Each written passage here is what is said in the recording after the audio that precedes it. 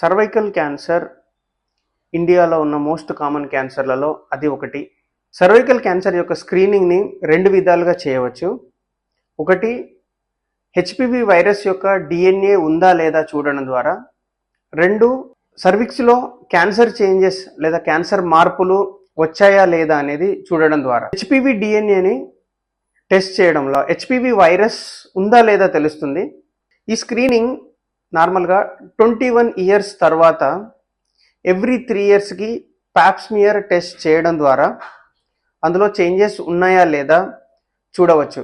కాకపోతే 21 ఇయర్స్కి ఇండియాలో సోషల్ స్టిగ్మా ఉంటుంది కాబట్టి అట్లీస్ట్ 30 ఇయర్స్ దాటిన వాళ్ళు తప్పనిసరిగా ప్రతి 3 సంవత్సరాలకి పాప్స్మియర్ టెస్ట్ అనేది చేయించుకోవడం చాలా మంచిది.